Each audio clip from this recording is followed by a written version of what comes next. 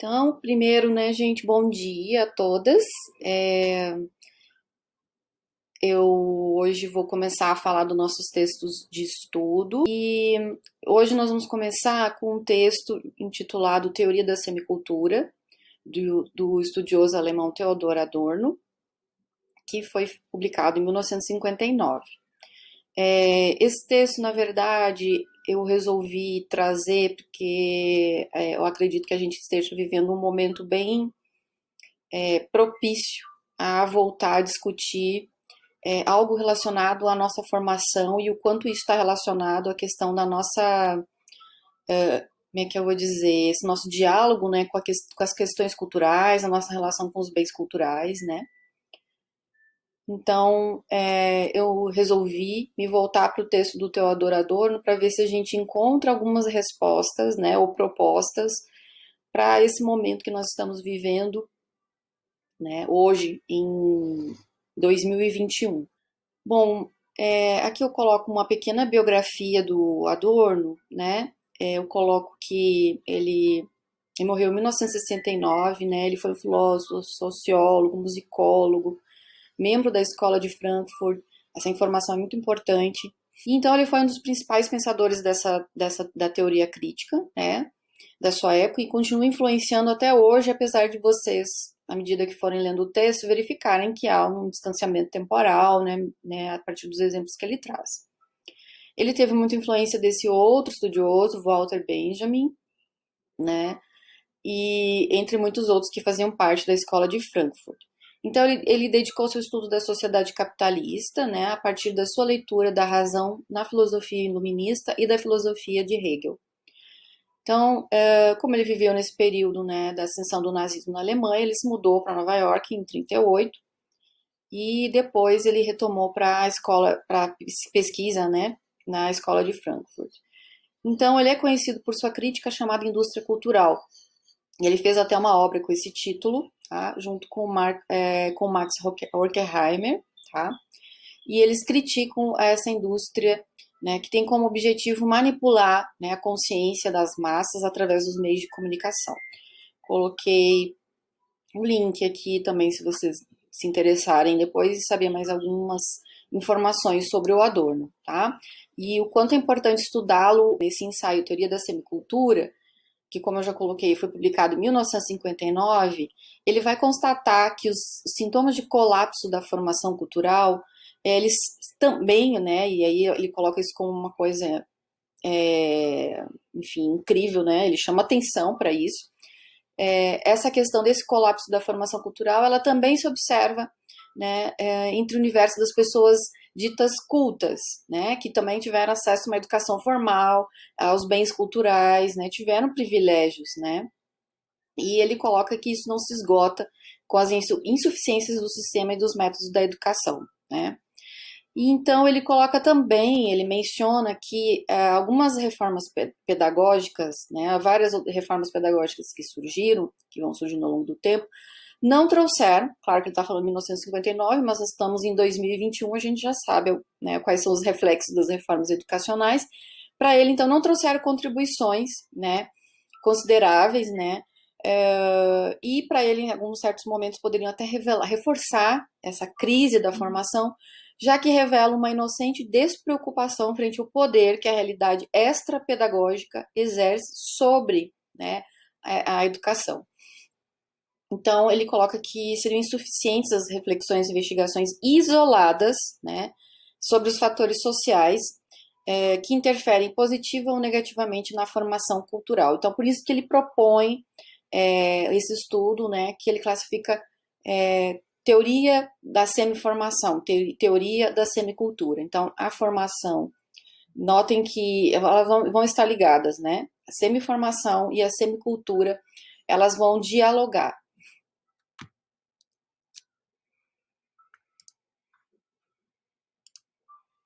Então, eu só volto aqui, né? Retomo essa frase, porque ele usa uma expressão chamada extrapedagógica, né?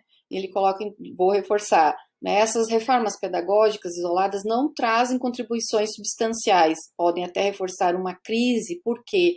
Porque se ignora a nossa realidade extra-pedagógica, extra-sala de aula, né? Então, parece, segundo a visão dele, né, que fora desse universo em que nós estamos dentro da sala de aula, né, as pessoas não, enfim, os educadores não pensam que nós temos um outro universo ao nosso redor, né? Então, por isso, extra-pedagógica. Então, eu coloco, será que ele vai explicar essa realidade? Né, é o que a gente vai tentar observar agora. Bom, o Adorno ele diz que na linguagem da filosofia pura, a cultura se converteu satisfeita de si mesma em um valor, tá? Então, quando ele fala isso, né, ele está falando nesse valor, esse valor de mercado, né? Então, a cultura, ela deixou de ser um bem cultural para se tornar algo relacionado ao mercado, né? Talvez muito mais relacionado aos bens de consumo, tá? E aí é importante frisar que quando a cultura se converte nesse tipo, né, de bem, né, ela deixa, né, de ser propriamente a cultura, né? E aí é por isso também que ele coloca, né, que muitas pessoas, por exemplo, no início do século XX, né, se deixaram contaminar por outras teorias, né, como, por exemplo, o nacionalsocialismo, que eu coloquei aqui, né, o nazismo. Então, como que pessoas que tiveram acesso aos chamados bens culturais, pessoas relacionadas, inclusive, às áreas da filosofia, né, ou da música clássica, que tiveram acesso, né, a todos esses bens culturais que a maioria da população não tem, como que elas puderam, né, se deixar levar, né, por um universo, né, totalmente marcado, né, pela violência, por essa praxis assassina do nacional-socialismo, como ele coloca. Então, ele coloca também que esse fato, ele indica não apenas uma consciência dissociada, tá? Mas contesta o objetivo do conteúdo daqueles bens culturais. A humanidade e tudo que lhe for inerente, enquanto sejam apenas bens, né?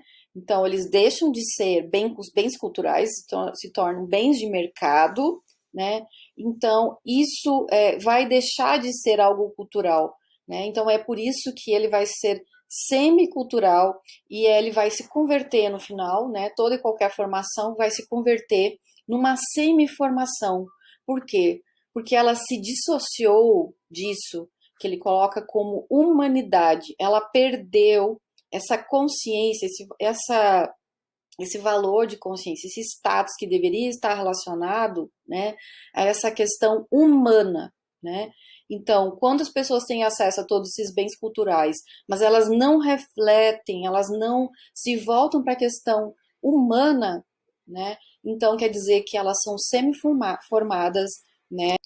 E aí eu retomo, bens culturais, enquanto sejam apenas bens, com sentido isolado, eles estão deslocados, né, da implantação das coisas humanas. Eles se deslocam de tudo que estiver relacionado com o valor humano, tá? E aí a cultura ela vai se converter simplesmente num valor, num bem.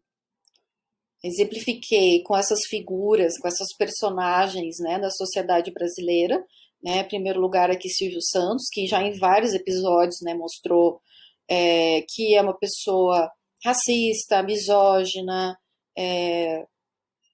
não sei, acredito que até homofóbica, né? Mas aqui eu enquadro, né, justamente um momento em que ele foi racista, né? E ele escolheu uma outra moça, né, para, enfim, para ser a premiada. E o público escolheu essa moça como a melhor cantora, mas ele não quis escolhê-la porque ele achou que a outra era mais bonita, era branca, né? Então todo mundo percebeu que ele foi racista. E nesse segundo momento nós temos essas duas figuras da sociedade burguesa paulistana, Bia Dória, esposa do governador de São Paulo, e Raval Marchiori, em que elas mencionam que não se deve doar marmitas a moradores de rua, porque eles gostam de ficar na rua e isso é um atrativo, né, para eles. Então, nós temos aqui comentários absurdos, racistas, xenófobos, né, que vão em encontro de um pensamento, né, na maioria da elite brasileira, quando eles querem, enfim, colocar o que eles pensam, né, sobre as minorias ou as classes menos privilegiadas. Bom, e o Adorno, ele menciona que o conceito de formação se emancipou com a burguesia. Tá? Ele vai destacar, e aí ele vai fazer tipo vai recuperar, né? Vai fazer uma gênese, um fio histórico de que a burguesia, ao tomar politicamente o poder na Inglaterra no século XVII e na França do século XVIII, ela estava, do ponto de vista econômico, mais desenvolvida que o sistema feudal e, por esse motivo, mais consciente, né? E mais consciente, inclusive, que a estrutura que eles estavam implantando, aquele sistema que eles estavam implantando naquele momento, né? Ela parecia mais adequada, né? E por esse motivo mais consciente para a sociedade daquele momento do que o sistema feudal, tá? E aí a partir desse momento a sociedade ela também se transforma em termos de classes. E eles, à medida que eles ascendem economicamente, a burguesia, ela também ascende a partir do ponto de vista de formação cultural. Tá? Ao mesmo tempo que nós temos a burguesia, nós vamos ter um proletariado, tá? E esse proletariado, desde esse momento, não vai ter isso que a burguesia consegue obter nesse momento, que é essa consciência, que é essa formação, tá? E as teorias socialistas, elas procuram despertar nos trabalhadores a consciência de si mesmos, tá? Então, primeiro, eles querem que esse trabalhador se veja como um indivíduo, né? E não apenas como um produto, um objeto, né? De exploração da própria burguesia, né? Só que eles têm dificuldade, eles não conseguem, né?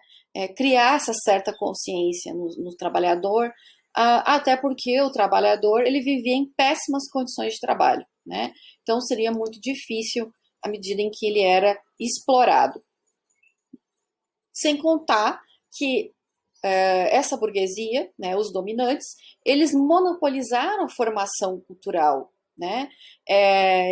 Então, o que aconteceu? O que acabou ocorrendo, né?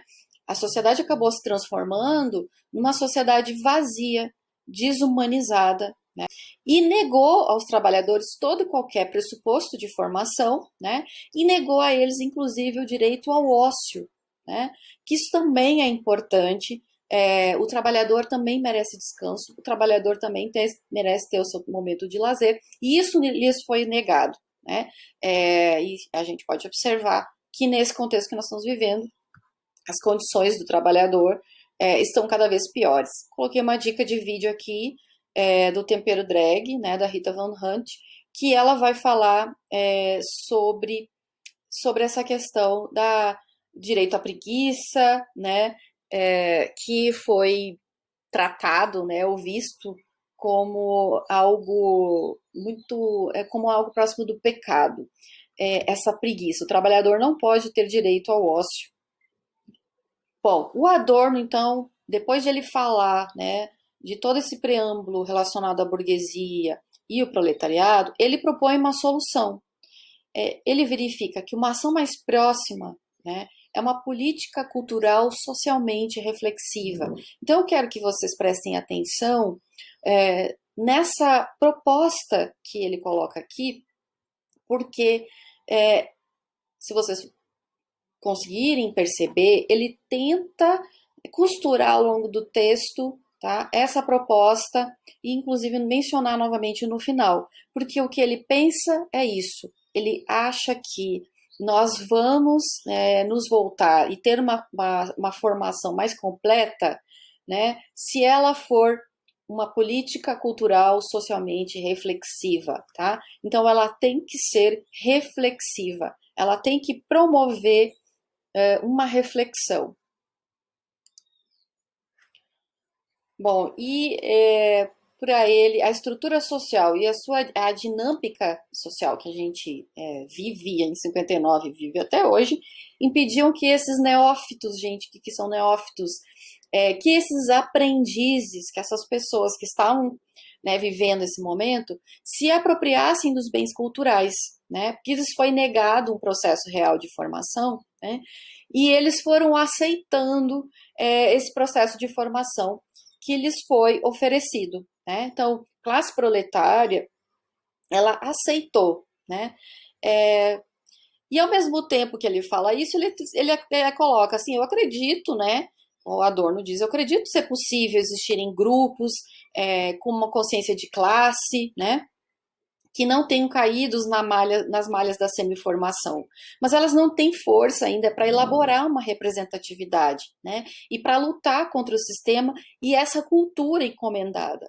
Vejam, gente, é muito difícil, né? Então ele sabe disso, ele tem consciência disso, né? Então por isso que ele reforça que tem que haver essa consciência, que tem que haver essa reflexão, né? E eu menciono alguns exemplos aqui.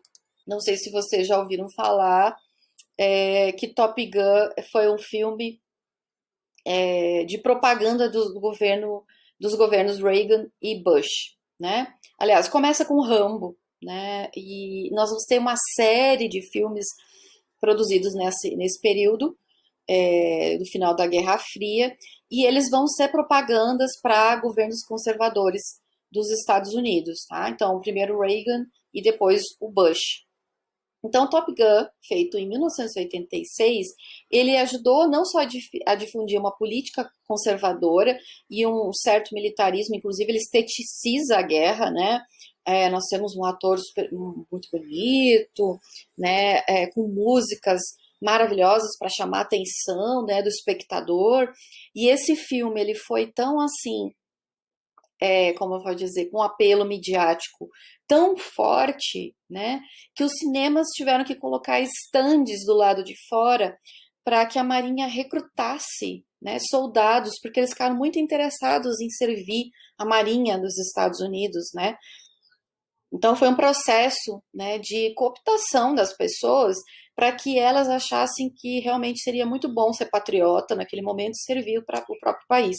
Na verdade, eles estavam preparando a população para a guerra, né, do Iraque.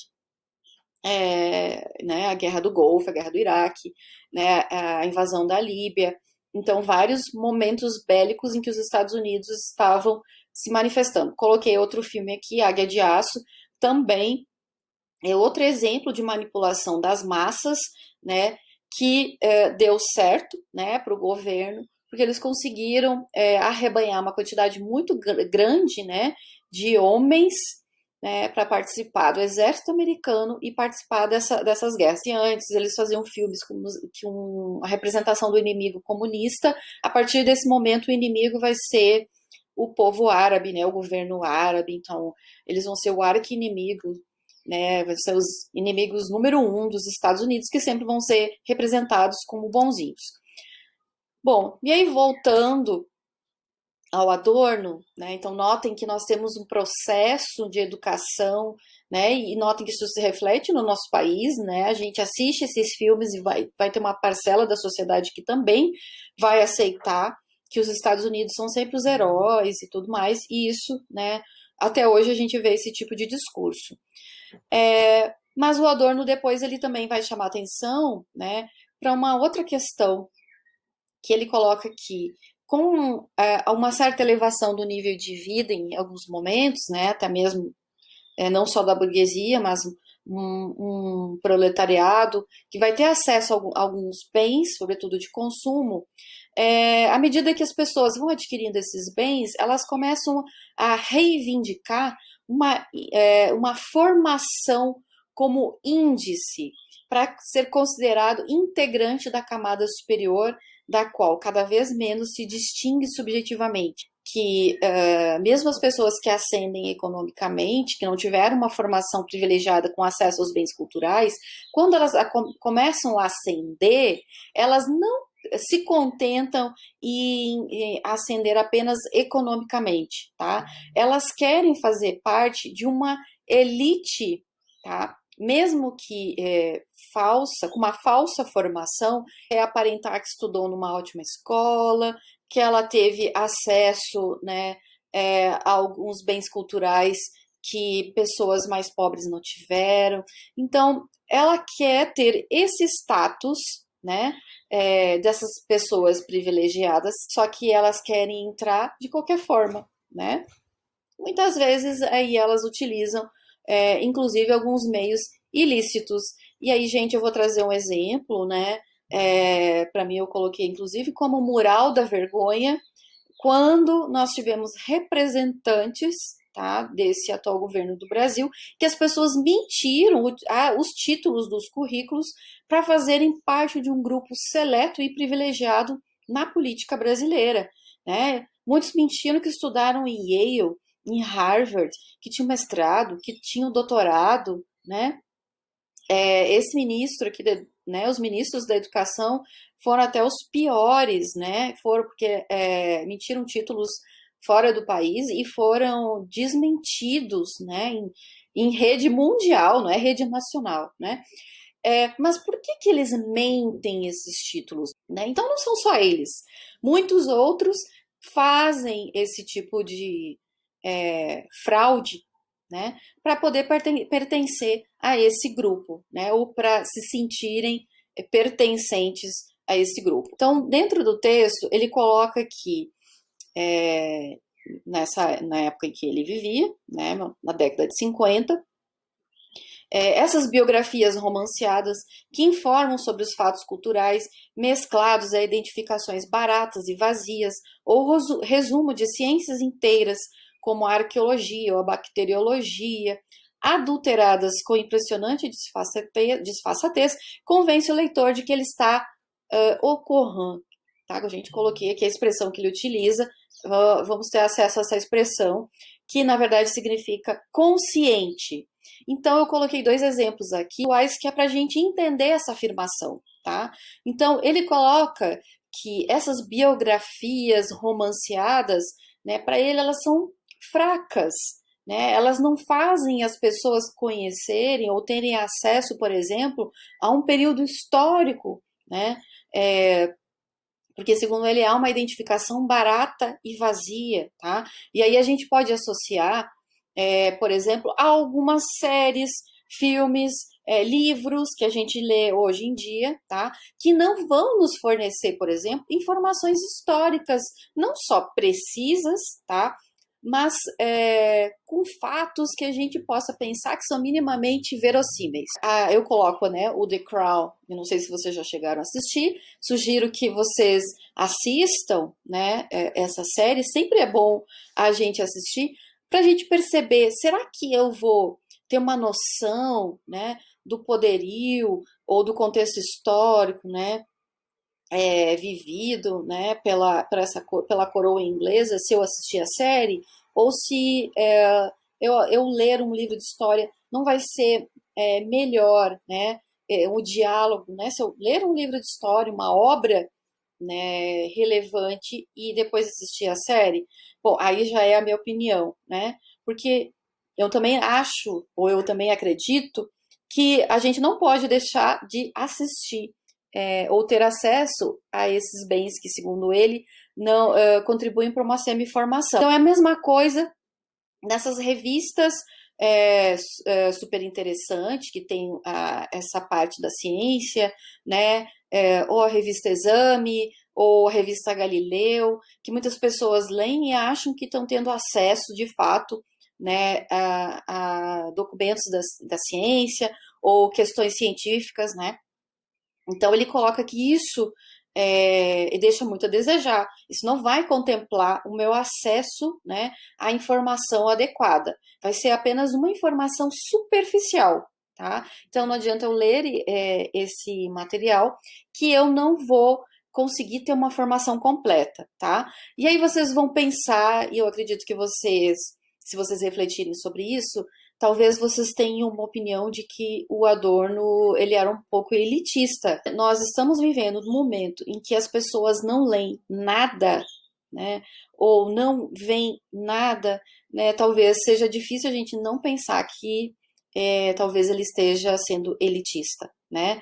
Mas, ao mesmo tempo, nós temos que pensar também que seria muito importante que as camadas populares também tivessem acesso aos bens culturais, né? Mas com uma forma mais de trabalho mais consciente, mais reflexiva, não simplesmente uma coisa isolada, tá? Gente, ele vai usar outros exemplos. Eu até retirei aqui, ele trouxe um exemplo de uma obra feita, né, na época, no contexto em que ele vivia. Na verdade, eu trouxe um exemplo que dialoga, né, com uma obra clássica, né, mas a gente pode ver em outros exemplos, né, do nosso dia a dia que mostram que nós não temos, não nos criaram condições, né, para descobrir que essa música aqui existe porque essa existiu antes, né?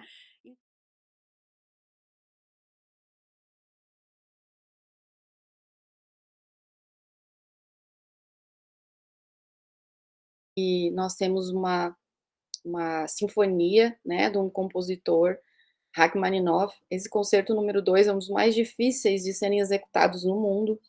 Tem até um filme que fala sobre isso. Se vocês quiserem assistir, é Shine. Já ganhou até um Oscar.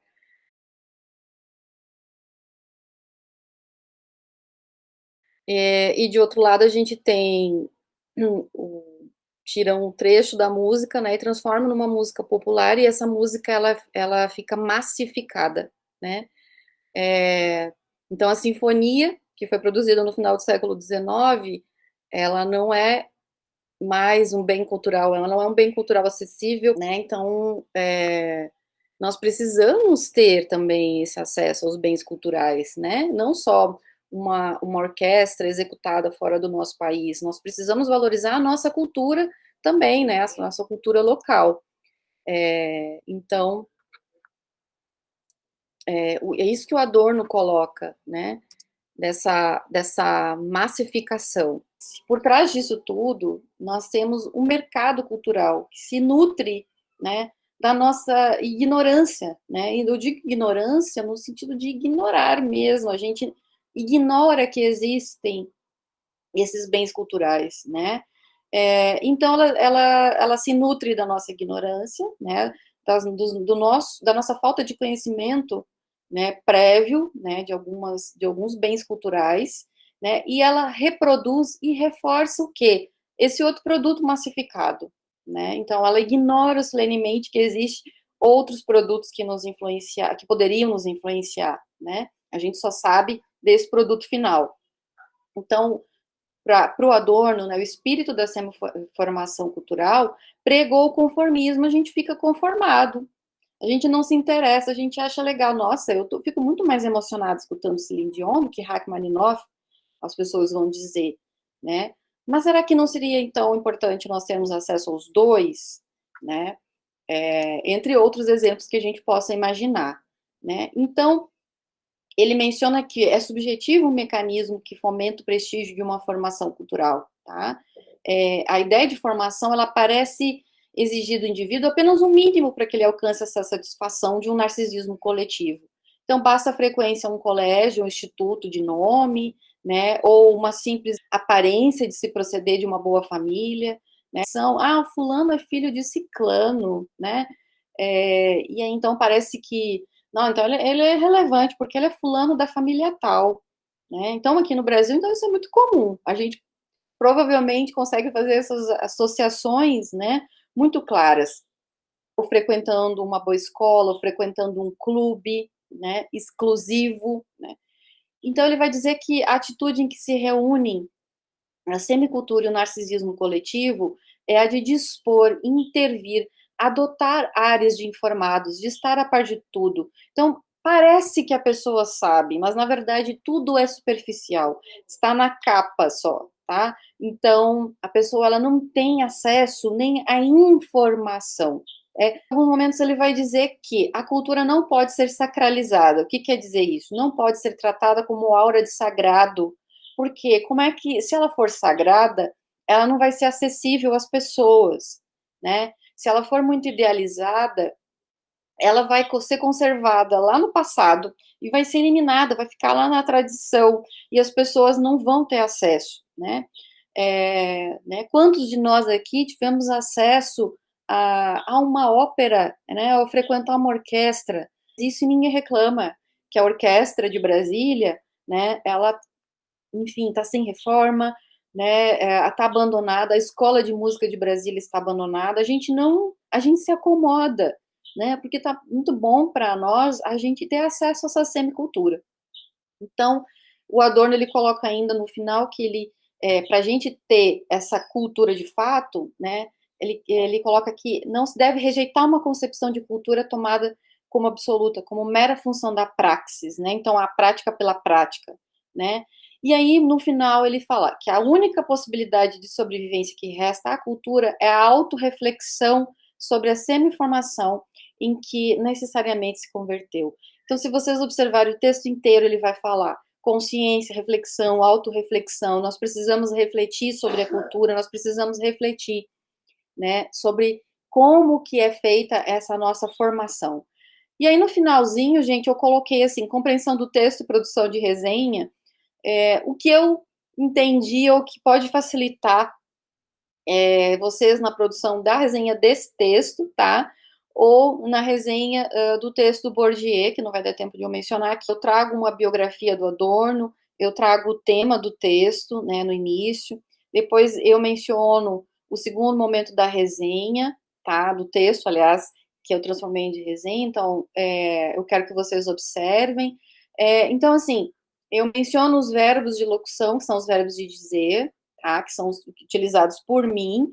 Então, o autor apresenta, ele traz, ele mostra, ele avalia, tá? Então, e no final eu uso que ele conclui, né? A conclusão dele são essas três alternativas, as três propostas, tá? E aí eu também avalio o texto, né? Talvez eu menciono que talvez ele seja um pouco elitista, eu menciono que ele seja talvez um pouco distante, não sirva porque ele está um pouco distante da nossa realidade, né? Mas que esse texto é muito importante porque nós temos uma educação falha, coloco assim, pífia, né? Quer dizer, ridícula, medíocre, coisificada, nós não temos acesso aos bens culturais, né? Nós não temos acesso a uma reflexão que vá além desse universo pedagógico. Interessante a gente refletir em relação ao texto do Adorno, né? Apesar de toda e qualquer crítica a gente possa fazer, ele vai colocar essa pulguinha atrás da nossa orelha.